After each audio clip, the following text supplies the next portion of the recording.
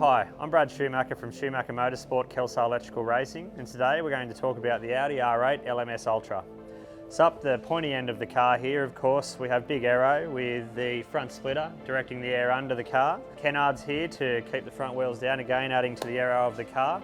Of course, then you've got this vacuum effect here from the radiator pushing the air out through it over the top of the car as well.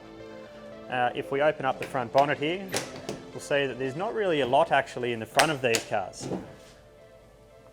So basically up here, pretty much just your brake bias adjustment and your pedal set.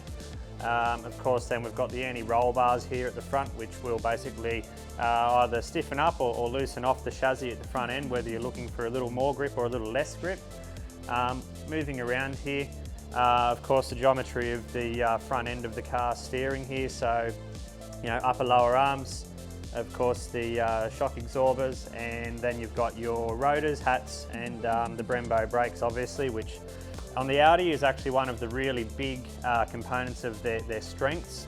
Really good braking compared to some of the other GT3 cars. The other GT3 cars tend to be a little faster down the straights compared to the Audi, but we really rope them in when it comes to the braking into the turns. And the aero of the Audi is usually a little better than some of the other cars, so mid-corner through the turns, the Audi is really strong.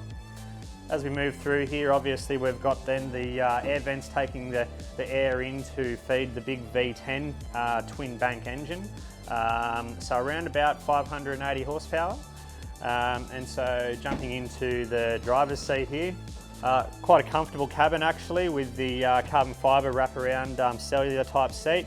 Once you're strapped in here, and you've got your safety nets and everything on, it's really as safe as a cockpit could actually be in these GT3 cars.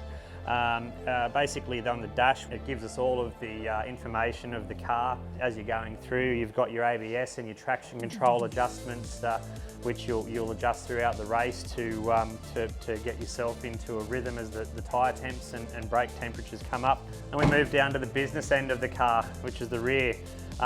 Potentially if I get you guys just to open this up for me.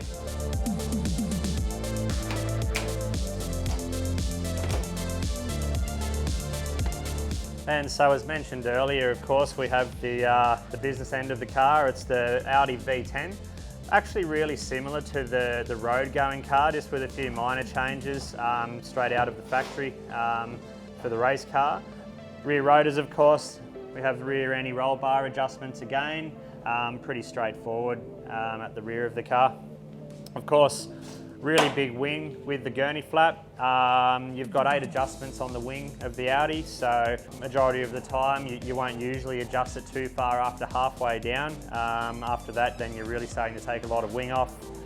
Then of course you've got the diffuser, which as mentioned at the start of the car with the front splitter is then bringing that air all the way under the car, creating a terminal velocity and then throwing the air out of the back of the car and planting that car down to the road in comparison with the top wing.